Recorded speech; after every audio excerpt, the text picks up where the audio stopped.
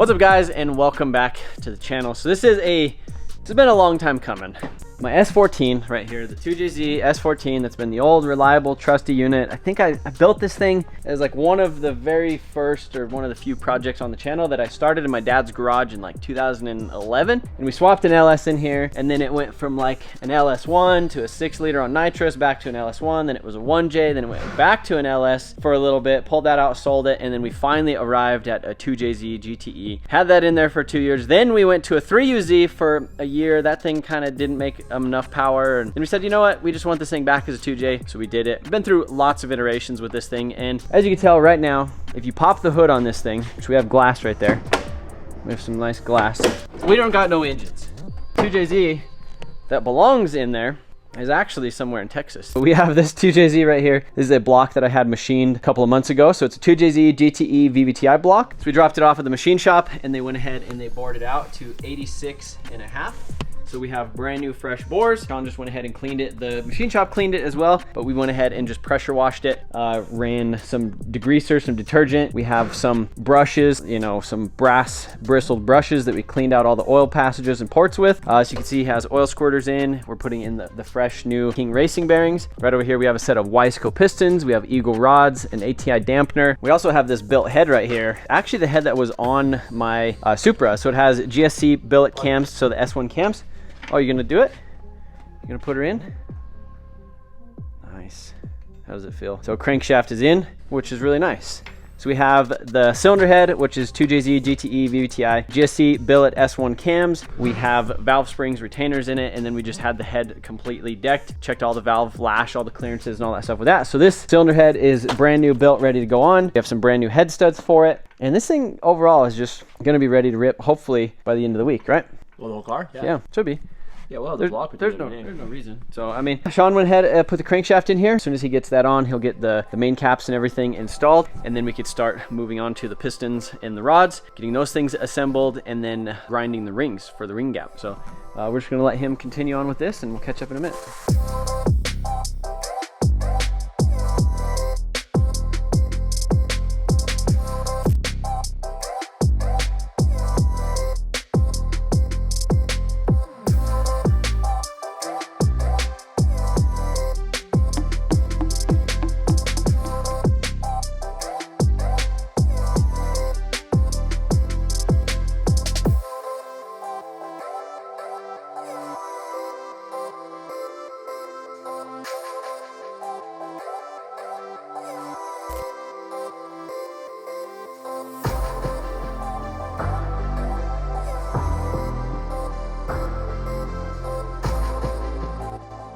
All right, so Sean has been working hard over here on this engine, and as you can tell, it's getting pretty close. So cylinder head is on, the whole bottom end is all assembled, put together. He filed the ring gap.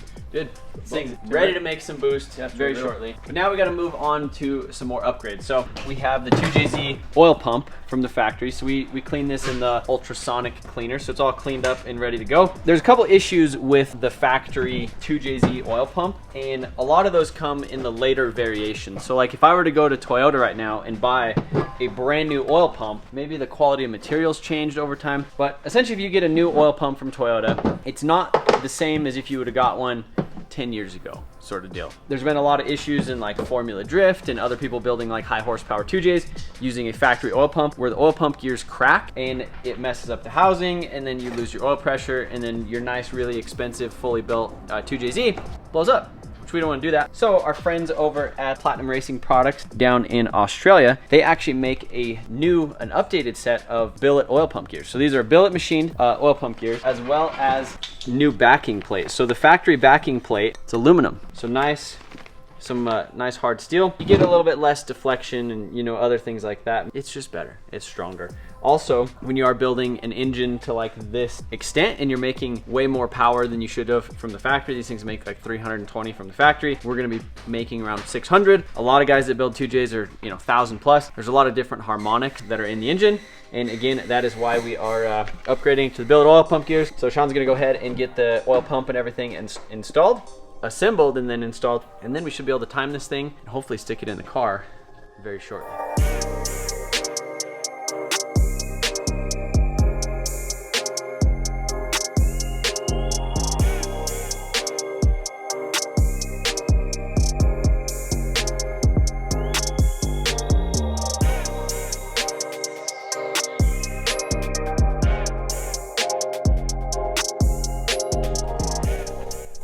We have some bad news about the 2J.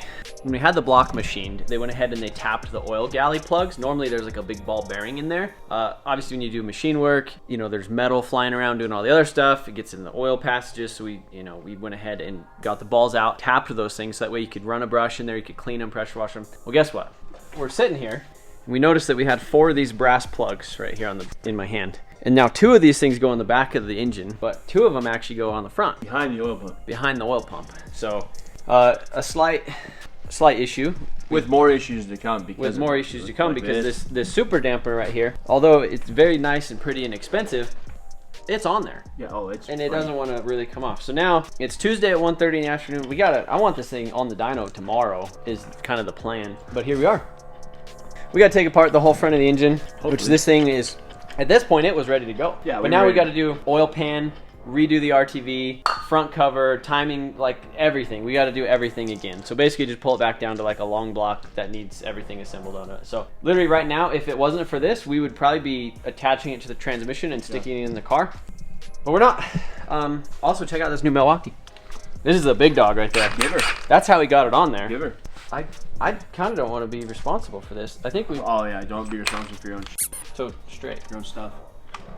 Well, this was your department. Oh my God. I think we need to go with the idea that I said. But there's rubber. I get it, but I'm not saying torch it to where it's smoldering. I'm saying right before it's at 70 degrees. Let's get it to 130 and let's blast the crank with some cold stuff. You know, I should have grabbed that can of freeze. Yeah, there's a reason you asked for about it, remember? Yeah. This is the reason. You asked me when you were at Walmart. You said, hey, should I get a cannon? And you're like, no, it's already on there. And I said, we don't got to worry about getting it off ever. You know, an hour later, here we are.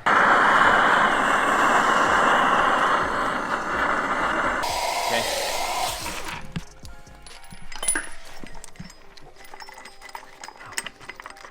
Stubby. Ready?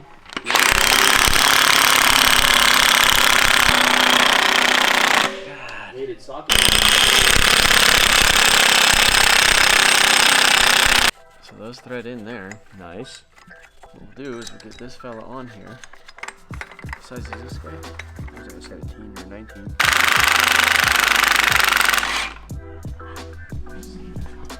Shout out to Astro Tools in Milwaukee because look at this fella. Astro 7846. We're gonna put the Amazon link in the description. This fella right here is way thicker than this fella. Look at that. That's you versus the guy that you're not supposed to worry about. Also, the freaking big dog Milwaukee, that thing just pulled her straight off. So not straight off, it struggled, but if we didn't have that, it would have been mad. Also, look at this guy. That thing went down and bottomed out in the crank, which I think that was essential part of the operation too. So we gotta continue. Also, I think I want to like try to like sand that or like maybe hit this with like some 1000 grit, something just so it goes on and off a little bit easier than that. It shouldn't be that freaking hard to get on and off. So.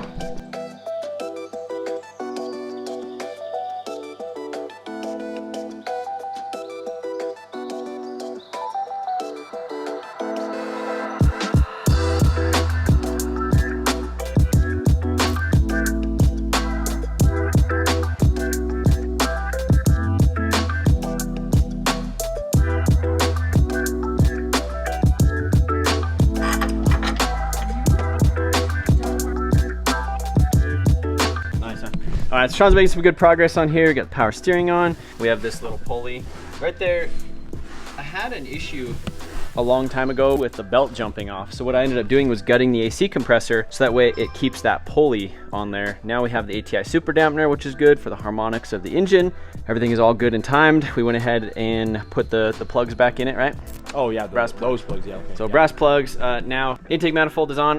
I'm gonna switch back to a stock intake manifold, but for right now, this is the setup that we have that works and is ready to go. So wiring Specialties harness is going back in it, and then you can see on this side of the motor, we don't have a turbo manifold. That's because Eric's messing with it over here. Look at this bad girl. So this thing right here is a G35 900, which is a big dog.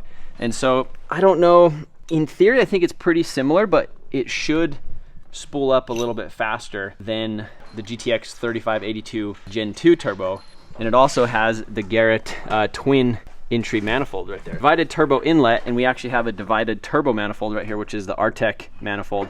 And as soon as we put that Artec manifold on here last year, this car just like had a completely different sound. Like it just sounds so good, like the perfect Jay-Z noises. So really excited to get this G series on it. So G35-900, we have the T4 twin inlet, the divided, which in theory like helps split the pulses of the motor. So you have, you know, the first 3 cylinders, those are all pulsing at different times, whereas you know, the back cylinders, let's say 1 and 6, are kind of doing similar stuff, and there could be a little bit of an overlap. So doing this, it's divided the whole way, plus we have the twin wastegates. So this thing is gonna be pretty good. So I'm excited to get on the dyno after we do all this stuff, because again, we have 10.5 to 1 compression compared to 8.5 to 1 compression stock. The GSC Series 1 cams and valve springs, which this car has always been 100% stock engine with like stock valve springs, stock cams, stock compression, stock pistons. So now she's actually going to be pretty spicy. So I'm really excited about that. We should just get a lot more response out of the whole combination. So Eric's going to go ahead and swap that whole setup on there.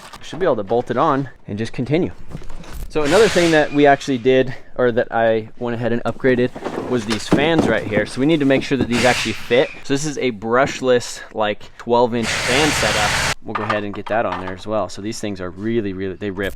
Some more progress has been made. Eric just got the transmission fluid in there, serpentine belt, all the other stuff. Now we're working on the radiator and getting these fans mounted. Sean went ahead and bent up these brackets right here, because the factory little brackets, they were like chintzy. I think I actually accidentally ordered a S14 radiator fan shroud when in theory this is actually an S13 radiator, because I don't think they make them in an inflow. So this is a triple pass radiator, so you can tell by that and that. So the cooling is really good for the small package. So we have these little aluminum brackets. I gotta weld those up on there. All right, more progress has been made, and it looks like a mess kind of, but a lot of things have been done. So we lost my power steering reservoir. We were test fitting some stuff with the Mark III Supra. I don't even know, it disappeared. So we ended up having to go out in the junkyard, and we had a Honda Civic. So we grabbed one of these things off of there. So we have a Honda power steering reservoir now. We have the radiator in, we have the brushless fans in, which these things are just absolutely gonna rip. I can't wait to show you guys like how much air they pull. It's pretty insane. Move some stuff with the oil cooler, just a bunch of little tiny details. So the next thing I wanted to do, you know, fresh engine, fresh rebuild. I didn't want to start it without first checking for oil pressure. So you can see right here, we're gonna go ahead and call this some oil pressure. You ready? It was working, but oil pressure is that bottom right. We'll just look at that together. Well, we just timed it out. But about 2 minutes ago, built up like 20 psi of oil pressure. So obviously I'll double check everything, and we just kicked the little there's like a 100 and some amp like safety relay thing on the side over there. So that just tripped a little bit, but man, we've just been thrashing on this thing, been messing around with E36 and just a bunch of stuff, just preparing for Slush. We have a bunch of stuff for the F350 dually, and the whole entire shop is just like a mess. There's tools over there, tools over there, tools over there, tools over here, just everything everywhere. It's been insane. So I'm gonna go ahead and plug the coils back in after I put the spark plugs back in it. I just wanted it cranking over with no load, and then we're gonna test fire it tonight, and then I'm gonna go home and get a little bit of sleep. The boys are gonna come back here in the morning, start messing with this thing for a little bit. Plan is dyno by the end of this video. All right, boys, so here she goes. Let's got the coil packs in it. We haven't hit the fuel pump yet, but we're just gonna go ahead, log in over here.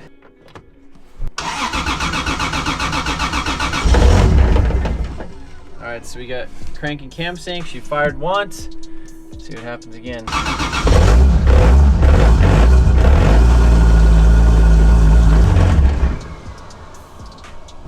So I probably need to raise the idle a little bit, because she's raise the idle with a screw, because it's not idling, but she's running. All right, it's the next day, Sean. Hey, how you doing, buddy? What? This thing was way out of time. How much? I don't know how. You saw it. I did look at it. I saw it. So there's like a discrepancy on these cam gears. So there's like these marks, which this one is marked for whatever reason, or unless it just comes from the factory with paint in it. But there's also these little dimples. Well, we have an aftermarket gear here, so all there is a 0. Based off of the knowledge that we have. The dimple and the 0. The dimple and the 0 are the same, and we timed it that way. You saw it. I saw it. Timed it off the cam gear. I mean the crank gear as well, with the dimple, and then we started it, ran like poo, and it was like 3 teeth off. So now we're gonna fire it up. We're gonna go ahead and fire it up now that it's back in, rotated it by hand. Hopefully it didn't smack no valves, and we're gonna be ready to rip.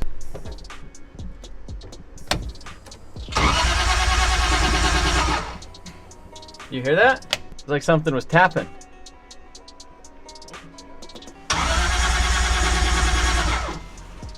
Is that the injectors firing?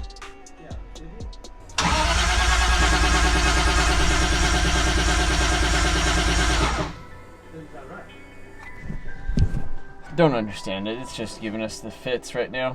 All right, so making some good progress on this thing. Got the air filter, charge piping. We have the coolant lines, the oil lines. We are now installing a catch can. So this is actually a new updated catch can that we got from True Focus Fabrication. Before I just had like kind of a universal one over there. Cooling system is bled. We've ran the car for, probably about 10 minutes or so. Everything seems good. It's not leaking. It's not doing anything crazy. Fans are working good. Those brushless things, absolutely rip.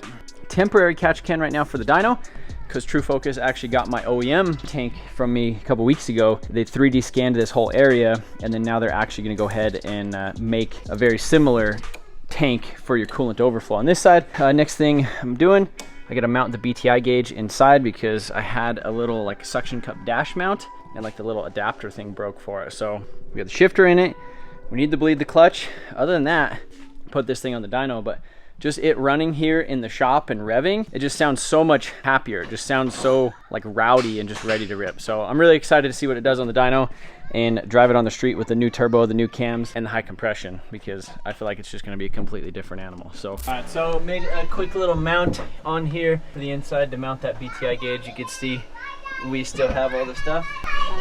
Bye, see you later. Bye. See you later. We're staying late here for a little bit tonight. So, my plan was to have this thing on the dyno in the morning, and then just, last night, just turned into today. Figured out the timing issue. Do not time your JZ off of the dots. You have to time it off of the line, which is that's what I kind of assumed, but then Sean watched a video and I was like, go ahead. And then like literally that just turned into this. Cause if I would have had this thing figured out last night, this morning would have been just so straightforward, just to like, all right, cool. Now we just thrash on it other than like jack it around for a little bit. So I'm gonna go ahead and fire it up, pull it out of the shop. Probably just gonna drive it up the street, make sure the gears and everything work. Everything's shifting, feeling okay. And then we're gonna back it in here and pull it on the dyno.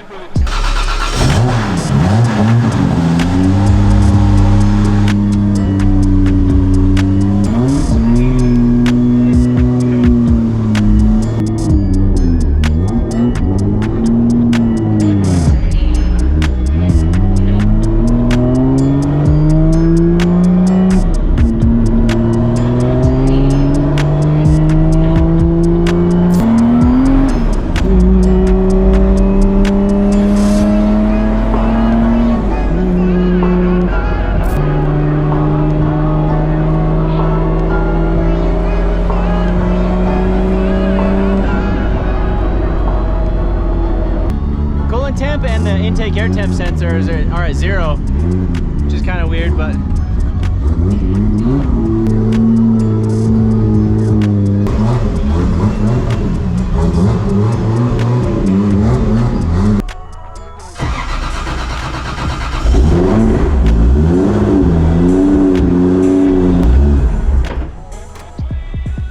we need to crank that idle up.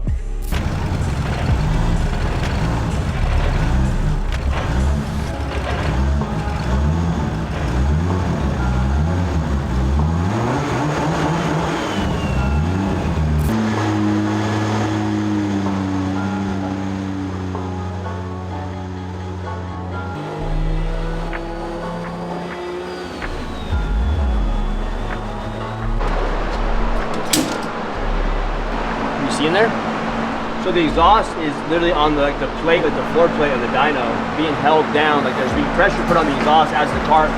So like you see the exhaust right there. Trevor raised the dyno. But we're gonna fix that.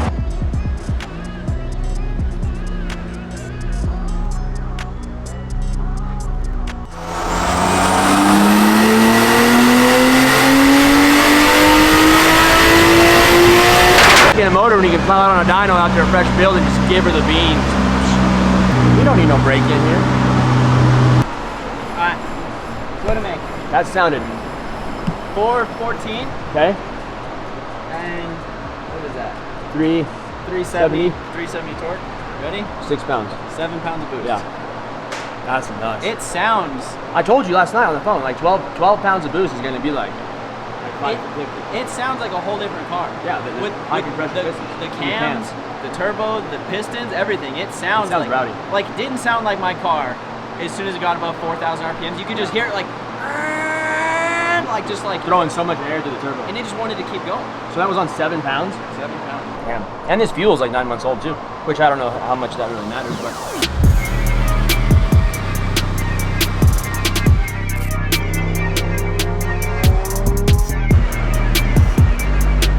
All right, so we just got done doing some runs on the S14. Did some final stuff where I did some like the dyno graph looked like a pigtail because I was just like in and out of the throttle and acting like I'm drifting essentially. She ended up right at 600 horsepower and 568 foot-pounds of torque. 568 foot-pounds of torque at 5,000 RPMs, kind of tapers off, and then look at that, 600 horsepower. One interesting thing, so if we compare this to the first runs that we did on the old turbo, so I actually initiated the dyno run a lot lower. So look at that, 2,400 RPM, I basically floored it. So the turbo had a little chance to spool versus right here, it was like 3,100 on this run. But we have a run right here where I did something similar, where I initiated the pull at the same time, like 2,500 RPM. I need to be a little bit better about, you know, like, all right, if I'm gonna do all my runs, I need to like floor it at 2,500 RPMs instead of kind of like in between here and there, especially if we're trying to compare results. But so look at that, pretty much the same thing right here, but then it just carries a little bit more out top. But that is actually at a lower boost level because the 534 or the 520 horse where the lines look the same, so you could tell the turbo is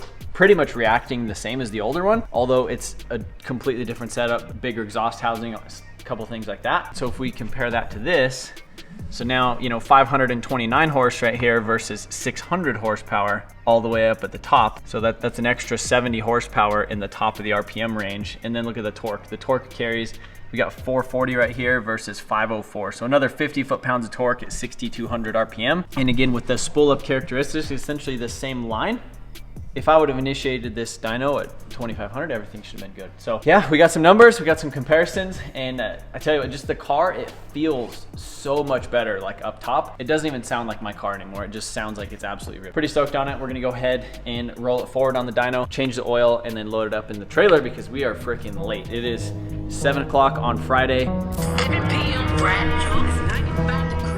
Night drifting started at 6 p.m., which was an hour ago, and the main event is tomorrow. So we're gonna try to get to the track, hopefully before midnight, and then go home, get a little bit of sleep, and then straight to Slush. I wanna go for a rip. I built that.